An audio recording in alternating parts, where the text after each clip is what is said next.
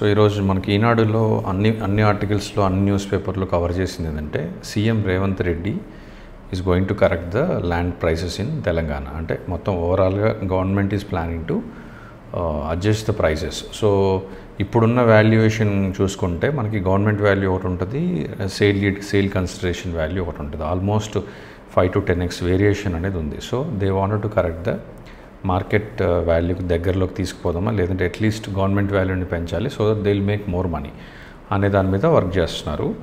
So దీనివల్ల ఏంటంటే మనకి కొంచెం క్యాష్ పోర్షన్ అనేది తగ్గుతుంది. That's a good advantage, but it's a burden to the investor. ఇప్పుడు ఆల్రెడీ మనం కంప్లీట్ వైట్లో ఫ్లాట్ కొంటే ఆల్రెడీ ఇన్కమ్ వచ్చేసి కట్ అయ్యి, అంటే మనకి ట్యాక్సేషన్స్ అన్నీ కట్ అయ్యి వస్తుంది, మళ్ళీ ట్యాక్స్ పే చేస్తున్నట్టు. సో అట్లీస్ట్ ఎవరన్నా ప్లాట్స్ ల్యాండ్స్ కొనుక్కునే వాళ్ళకి అక్కడ కొంచెం సేవ్ చేసుకోవడానికి ఛాన్స్ ఉంటుంది. బట్ ఇది ఇప్పుడు ఆ ఛాన్స్ కూడా పోయే ఛాన్స్ ఉంది మనకి. సో దీన్ని ఆ లాస్ట్ టైం గవర్నమెంట్ కూడా ఇట్ హ్యాస్ డన్ కరెక్షన్. అప్పుడు మనకి 5% ఉంటే 7.6% చేశారు స్టాంప్ డ్యూటీ. సో స్టాంప్ డ్యూటీని పెంచుదామని చూస్తున్నారు, at the same time market వాల్యూను కవర్ చేస్తున్నారు. నా ఒపీనియన్ ఏంటంటే మార్కెట్ వాల్యూని కొంచెం కవర్ చేయొచ్చు, బట్ స్టాంప్ డ్యూటీ మళ్ళీ పెంచడం అనేది it's a burden to the salaried employees. So అది అనేది కొంచెం బర్డెన్ లాగే ఉంటుంది. So in my opinion what government should focus on is at least ఇప్పుడు కొంచెం స్లమ్ పీరియడ్ నడుస్తుంది లాస్ట్ 2 months నుంచి, మళ్ళీ June 4th రిజల్ట్స్ వచ్చే వరకు. కాబట్టి ఏమైనా డిస్కౌంట్ కనుక పెడితే మనకి ఏదైనా పెండింగ్ రిజిస్ట్రేషన్స్ ఉన్నాయన్నా కూడా చాలామంది ఫాస్ట్ ఫార్వర్డ్ మోడ్లో వచ్చేసి రిజిస్ట్రేషన్ చేసుకోవడానికి ఛాన్స్ ఉంటుంది, so that the government can get more income.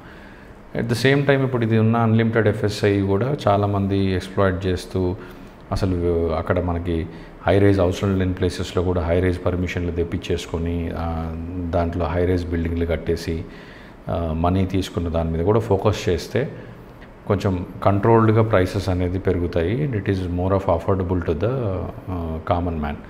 So ఇట్లా కామన్ మ్యాన్కి అఫోర్డబిలిటీ ఎలా తీసుకురావాలి హైదరాబాద్ రియల్ ఎస్టేట్లో అనే దాని మీద ఫోకస్ చేస్తే మేబీ గవర్నమెంట్ అంటే గుడ్ విల్ ఒకటే యాడ్ అవ్వడానికి ఛాన్స్ ఉంటుంది.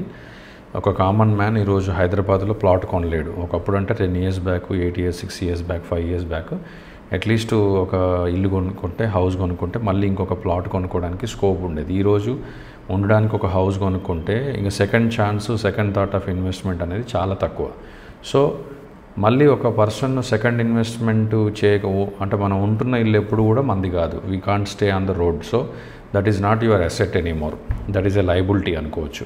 మనం ఉండడానికి కొనుక్కున్నాం. సో సెకండ్ ఇన్వెస్ట్మెంట్ చేయకపోతే you will end up like second investment లేనోడు ఫైనాన్షియల్గా ఫెయిల్ అయినట్టు. సో మనం సెకండ్ ఇన్వెస్ట్మెంట్ చేయగలిగేలాగా గవర్నమెంట్ ప్లాన్ చేయగలిగితే డెఫినెట్గా అందరికీ మనం అసెట్ ఇంక్రీజ్ చేసినట్టు అవుతుంది, గుడ్ విల్ కూడా యాడ్ అవుతుంది. సో గవర్నమెంట్ ఈ రేట్స్ పెంచడం ఒకటే కాకుండా అఫోర్డబిలిటీ ఎలా క్రియేట్ చేయొచ్చు, అన్కంట్రోల్డ్ ప్రైసెస్ని ఎట్లా కరెక్ట్ చేయొచ్చు అనేది కూడా ఆలోచిస్తే, ఏదన్నా అందరితో మాట్లాడి ఆలోచిస్తే it will be good for everybody. Thank you.